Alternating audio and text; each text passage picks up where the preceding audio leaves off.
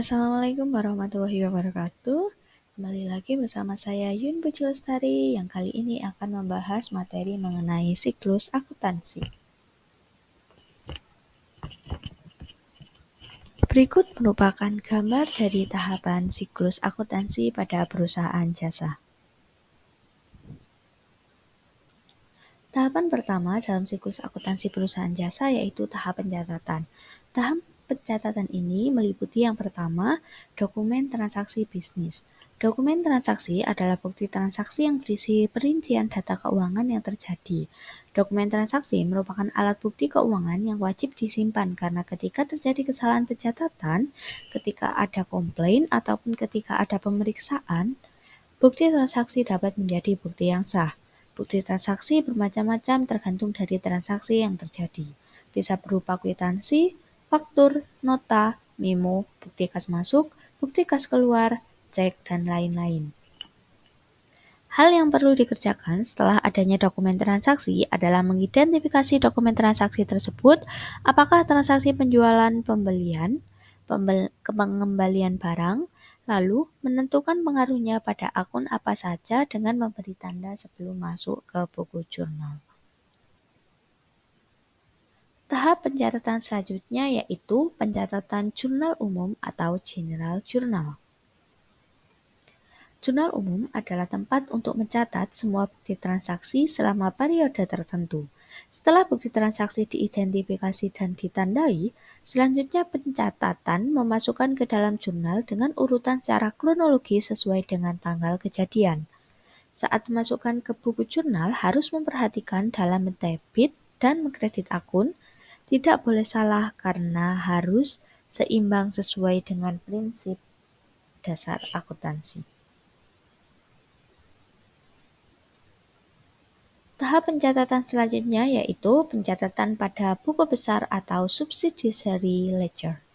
Buku besar adalah tempat untuk memindah perkiraan yang dicatat pada jurnal umum per tanggal transaksi yang dikelompokkan sejenis ke dalam akun atau perkiraan. Setelah selesai memasukkan ke jurnal umum, pencatatan selanjutnya memilih akun yang sama dulu lalu direkap untuk mengetahui apakah jurnal yang dibuat sudah benar. Apabila debit dan kredit jumlahnya seimbang, maka jurnal sudah benar. Kemudian langkah selanjutnya dari masing-masing akun yang ada di jurnal akan diposting atau dipindahkan ke dalam buku besar. Postingan ini bertanggal jurnal masuk ke dalam akun masing-masing. Setelah itu langsung dibuat rekap jurnal untuk mengetahui apakah postingan sudah seimbang antara debit dan kreditnya. Terdapat 4 bentuk buku besar. Yang pertama yaitu buku besar T, yang kedua buku besar skontro, yang ketiga buku besar bersaldo tunggal, dan yang keempat yaitu buku besar berkolom saldo berpasangan. Tahap kedua yaitu tahap pengikhtisaran. Dalam tahapan ini, tahapan pertama yang dilakukan yaitu penyusunan neraca saldo. Penyusunan neraca saldo. Neraca saldo merupakan tempat untuk menampung saldo-saldo buku besar sesuai porsinya pada debit atau kredit. Tahapan kedua siklus akuntansi dalam tahap pengisiran dimulai dari neraca saldo. Setiap akhir periode setelah buku besar dihitung saldonya, kemudian dari masing-masing saldo buku besar akan dimasukkan ke dalam neraca saldo sesuai dengan saldo normalnya.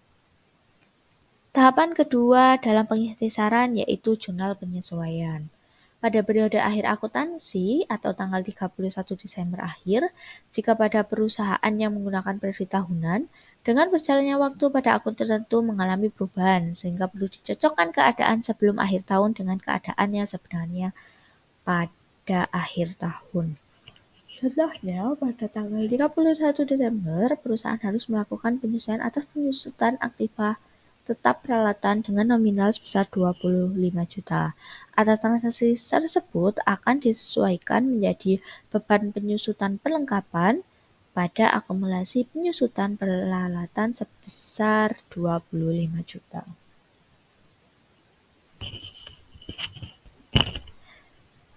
Tahapan pengikhtisaran selanjutnya yaitu penyusunan worksheet. Worksheet atau kertas kerja atau neraca lajur adalah suatu daftar yang dibuat dengan banyak kolom, biasanya 10 kolom, untuk menampung, menghimpun, dan mengelola semua data akuntansi, baik akun real maupun akun nominal, untuk membantu menyusun laporan keuangan berupa laporan neraca, laporan laba rugi, dan laporan perubahan modal. Tahap pengikhtisaran selanjutnya yaitu jurnal penutup atau closing entries. Akun sementara digunakan untuk menggolongkan dan mengikhtisarkan perubahan selama periode akuntansi. Pada akhir periode, saldo pendapatan, beban, dan prevail harus dipindahkan ke akun modal akan akun tersebut tidak memiliki saldo nol. Maka akan dibuatkan jurnal penutup.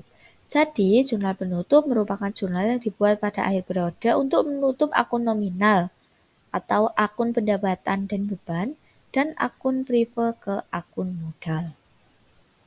Tahapan selanjutnya yaitu jurnal pembalik atau reversing entries. Jurnal pembalik dilakukan di awal periode berikutnya untuk mengurangi kemungkinan kesalahan, mempermudah pengawasan, serta menjamin konsistensi pencatatan. Dalam pembukaan periode selanjutnya bisa segera dimulai. Perlu diingat dalam siklus ini tidak selalu sama alurnya. Tahap selanjutnya yaitu tahap laporan. Yang pertama yaitu laporan keuangan. Dalam laporan keuangan terdiri dari neraca, laporan laba rugi, dan laporan perubahan yang disusun menggunakan saldo yang sudah benar. A. Laporan neraca merupakan laporan yang menggambarkan posisi keuangan perusahaan pada saat tertentu. Komponen neraca terdiri dari harta atau aset, kewajiban atau liabilities, dan modal atau equities. Selanjutnya yaitu laporan laba rugi atau income statement. Adalah laporan keuangan yang menunjukkan aktivitas perusahaan dengan memperhitungkan pendapatan dan beban-beban selama satu periode sehingga dapat diketahui laba atau rugi perusahaan. Komponen dalam laporan ini yaitu pendapatan atau income, beban-beban atau expense, dan laba atau rugi bersih.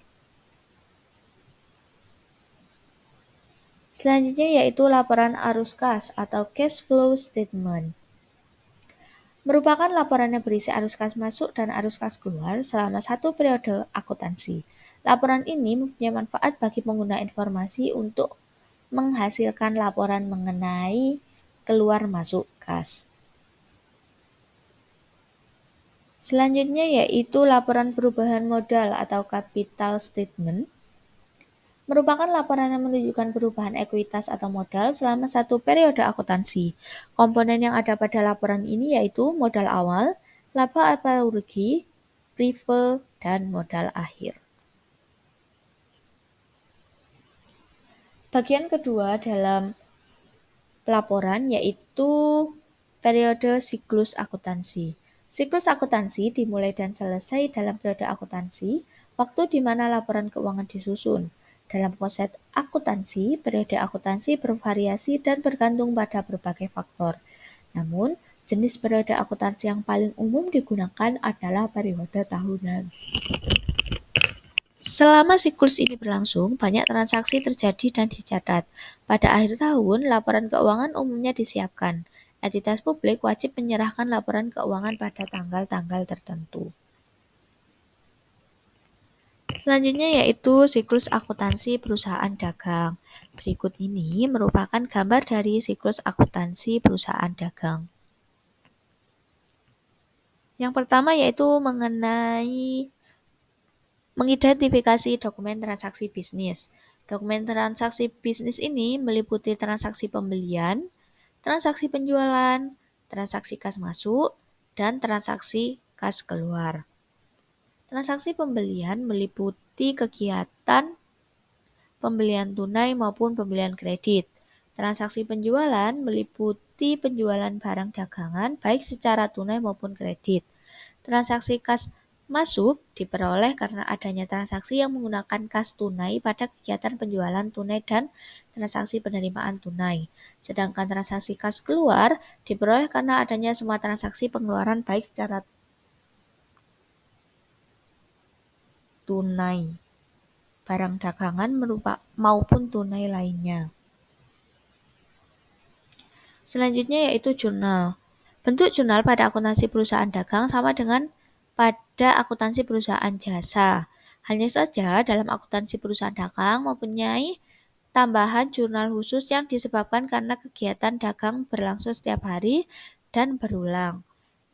Adapun jurnal khusus ini terdiri dari jurnal pembelian, jurnal penjualan, jurnal penerimaan kas, dan jurnal pengeluaran kas. Nah, berikut ini merupakan bentuk jurnal-jurnal khusus. Yang pertama yaitu jurnal pembelian, digunakan untuk mencatat transaksi pembelian kredit. Yang kedua, jurnal penjualan, digunakan untuk mencatat transaksi penjualan kredit. Yang ketiga yaitu jurnal pengeluaran kas, digunakan untuk mencatat transaksi kas masuk, kas keluar. Dan yang terakhir yaitu jurnal penerimaan kas, digunakan untuk mencatat transaksi kas masuk. Selanjutnya yaitu jurnal umum. Jurnal umum digunakan untuk mencatat transaksi yang tidak dapat dimasukkan ke jurnal khusus. Selanjutnya yaitu yang ketiga, buku besar. Dalam perusahaan dagang, buku besar terdapat tambahan berupa buku besar pembantu yang sifatnya membantu pembelian kredit dan buku besar yaitu buku besar utang, dan yang membantu penjualan kredit yaitu buku besar piutang. Selanjutnya yaitu jurnal penyesuaian. Menurut Wigen, jurnal penyesuaian adalah jurnal yang memiliki fungsi agar pendapatan yang semestinya telah diperoleh perusahaan tercatat pada periode yang seharusnya. Juga agar beban yang dimiliki perusahaan dihitung pada periode semestinya. Perbedaan jurnal penyesuaian perusahaan dagang yaitu adanya penyesuaian persediaan barang dagang apabila perusahaan menerapkan pencatatan menggunakan periodik. Selanjutnya yaitu neraca lajur atau worksheet. Neraca lajur pada perusahaan dagang ada akun persediaan barang dagangan dan harga pokok penjualan, pembelian, penjualan, retro penjualan, dan potongan penjualan. Selanjutnya yaitu laporan keuangan perusahaan dagang. Yang pertama ada laporan laba rugi atau income statement. Yang kedua laporan perubahan modal. Yang ketiga neraca. Dan yang keempat adalah laporan arus kas sesuai dengan gambar yang ada pada PPT. Demikian materi mengenai siklus akuntansi yang dapat saya sampaikan. Semoga bermanfaat bagi teman-teman. Terima kasih. Wassalamualaikum warahmatullahi wabarakatuh.